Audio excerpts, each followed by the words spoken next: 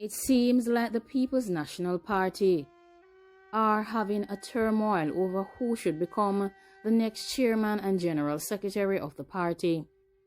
There are new discoveries that the divisions in the People's National Party is about to increase, as they are preparing to elect a new chairman and general secretary at its National Executive Council meeting on November 29th.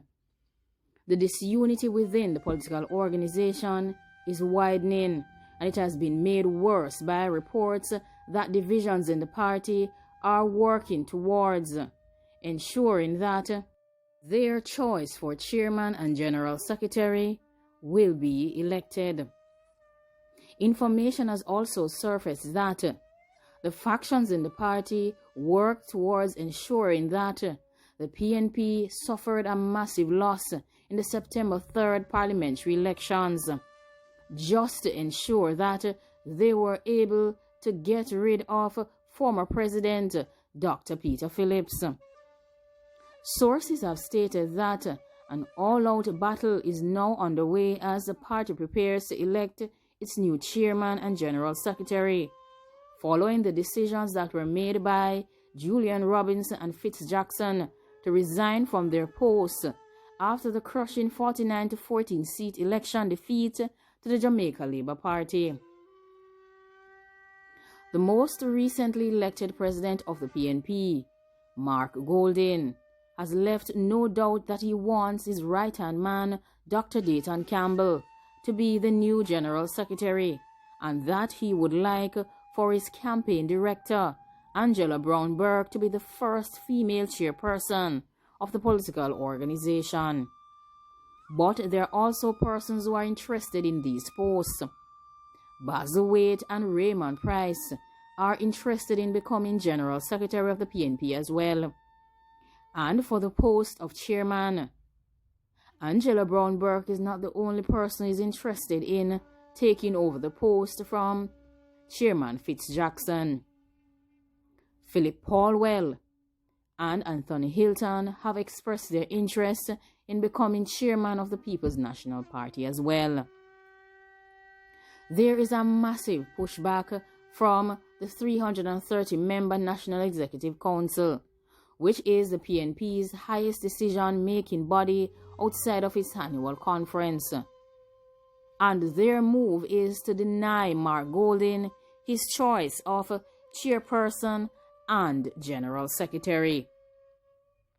This is going to cause issues, as it is widely believed that the tradition within the People's National Party is for the president to select the general secretary and the chairperson, because he needs to have their trust and confidence.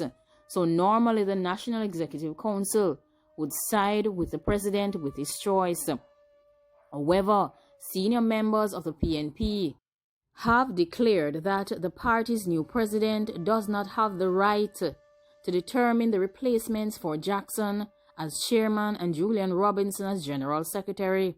Now, this is going to lead to further problems.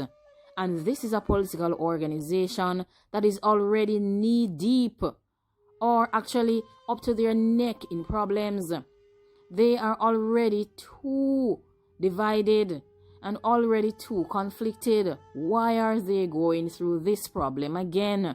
Why can't they sit down and have a civil discussion and have a decision about who should become the next chairman and general secretary of the party?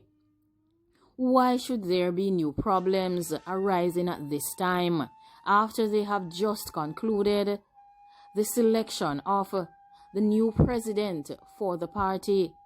They have gotten rid of Dr. Peter Phillips from the post, and still there are problems. They have gotten a new mandate from the delegates. They have a new president in the form of Mark Golding. They did not elect Lisa Hanna because they accused her of being divisive.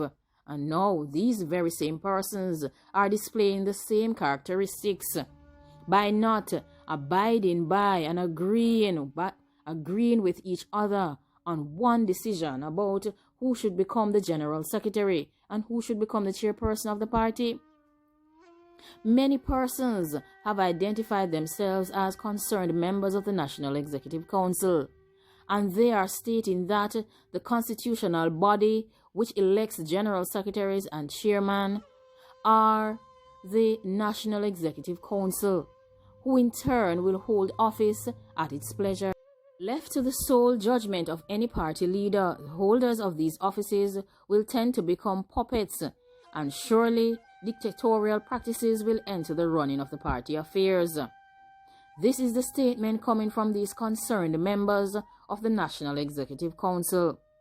There has been continuing debate that their party leader wants the National Executive Council to respect his desires and wishes to have his nominees, Dayton Campbell and Dr. Angela Brown Burke, secure the post in these two offices. But these concerned NEC members believe that democratic ideals must prevail, as has been the party morals and ethics historically, and that the president should never be openly involved in internal elections. Well, there are many problems on the horizon. We should never always subjugate our views because the leader of the party decides that this is the way that it should go. Every member must have a voice, and that includes disagreeing with the leader of the party or anyone else within the party. In the past, robust internal debates and disagreements characterized the PNP, and the instances of inappropriate media and social media postings were far less at that time. However, they're at a place now where all of these issues will be pasted across social media, and everyone will be running to social media to express their total disagreement with any decision that will be made. It will be a new time of sending out malicious statements and scandalous statements as well. It should be noted that the General Secretary is elected by the National Executive Council and serves while it's give the mandate to continue to do so, while the General Secretary must report to the National Executive Council and the party's Executive Committee. There have never been deviations. The General Secretary should not be loyal to the leader alone, but also to the mission of organizing a strong People's National Party.